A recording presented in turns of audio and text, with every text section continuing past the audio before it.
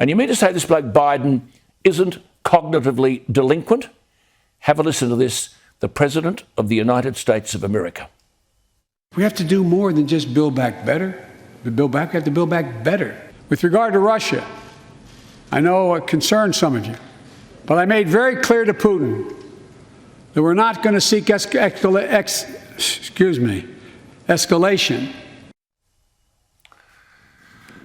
Putting Biden in this position of leading the world's democracies is elder abuse. His incoherence is not new, but it surely can't go on. There will have to be a presidential resignation shortly. Listen to this from only a couple of weeks ago. The only way to spare more pain and more loss, the only way, these milestones no longer mark our national mourning. These milestones, I should say, no longer mark our national mourning. God help me. And then this. I have never been particularly poor at calculating how to get things done in the United States Senate. So the best way to get something done, if it holds near and dear to you that you like to be able to, anyway.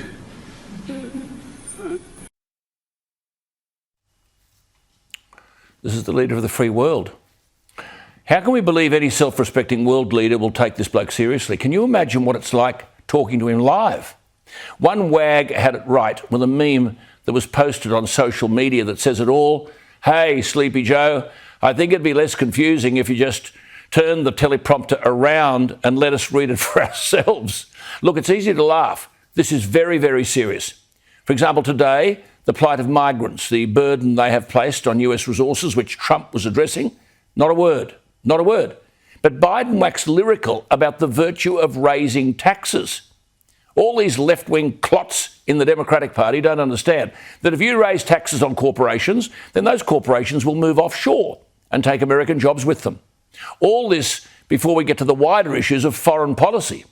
As the Republican Senator Lindsey Graham said this week of Biden, and I quote, "He's been a disaster on foreign policy. The border is in chaos. The Iranians are off the map. He's opening up negotiations with the Iranian regime and they haven't done a damn thing to change. Afghanistan's going to fall apart. Russia and China are already pushing him around," unquote. Well, someone of significant note is going to have to tap this bloke on the shoulder and tell him he's got to go. The tragedy is the replacement is Kamala Harris, as big a disaster.